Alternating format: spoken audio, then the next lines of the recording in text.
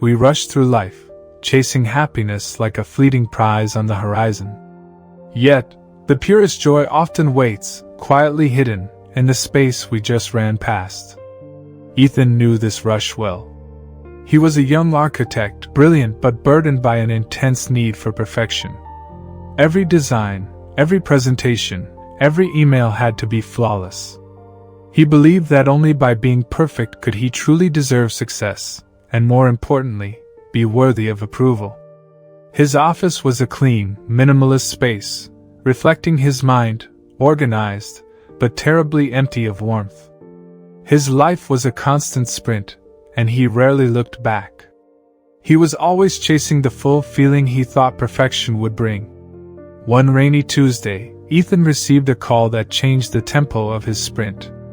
His elderly grandfather, a retired woodcarver with hands full of splinters and faith, had suffered a fall. Ethan drove to the small, cluttered house filled with the smell of sawdust and old coffee. He felt a sharp contrast between this space and his own empty apartment.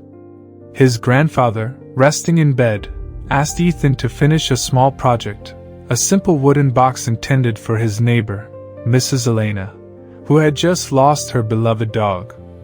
"It's meant to hold memories, not treasures," his grandfather whispered.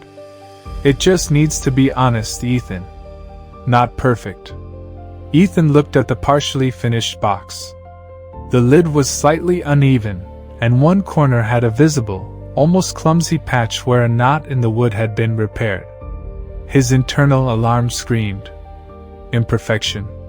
He couldn't possibly present this. This wasn't worthy of his name. This wasn't a finished, professional product. He stayed up all night, working on the box.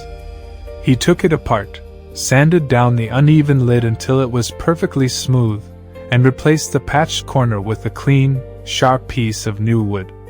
He worked until the sun rose, achieving his desired perfection. When he finally held the box, it was beautiful, flawless, and completely uniform. He delivered the pristine box to Mrs. Elena later that day. She was a kind, quiet woman. She thanked him, her eyes tired. She looked at the smooth, polished surface and placed it gently on her table. As Ethan turned to leave, his grandfather's voice echoed in his mind, "It just needs to be honest, Ethan. Not perfect." Then Mrs. Elena spoke, not looking at the box, but at Ethan. "Your grandfather showed me the box before he fell. He was so proud of that little patch of wood on the corner. He said, even when something is broken, the repair can hold the most heart. He said it was the best part." The air went still. Ethan felt a crushing weight. He had sanded away the very heart his grandfather had put into the giving. He had removed the honest mark of effort and vulnerability, replacing it with a cold, smooth surface.